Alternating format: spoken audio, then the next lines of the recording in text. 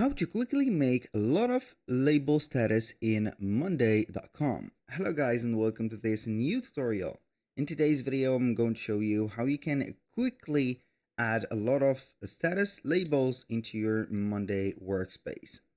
So we're going to start by heading over monday.com, sign in for an account, and then we're going to choose the workspace that we want to work with, and then we're going to select at least one board. If you do not have a board yet, you can go ahead and click on the blue button or the plus sign button here, add a board with the template or a start from scratch one, and it is going to be filled with at the time that you're going to set everything.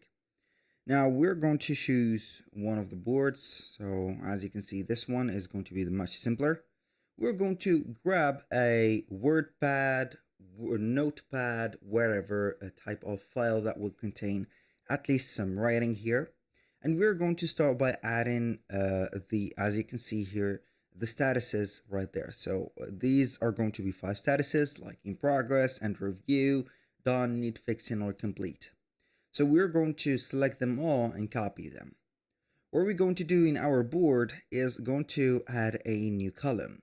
This column is not going to be a status, to be honest, because this method is not going to work to add everything in one place.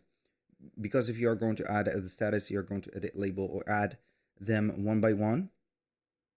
But there is a magic trick, which is going to be the adding column, and this column is going to be the drop down column. So when you click on the drop down column, we're going to add labels. We're basically going to paste all of the labels that we have here. So these are going to be the labels. As you can see, we have everything in one place. Now what we're going to do, as you can see, is going to be very simple. We're going to, for example, have this one in progress. We're going to click on the 3 dots on the drop down.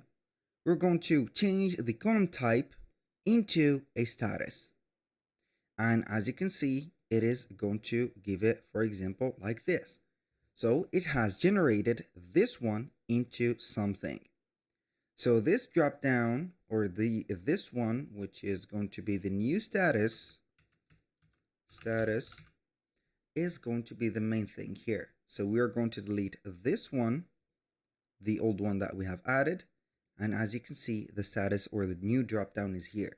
Each one of the colors is going to have something, and it is going to be having all the specific automations, if you have added some automations to the current one. That was pretty much it for today's video. Thank you guys for watching. I hope that you have enjoyed the content, and I hope to see you soon on the next one.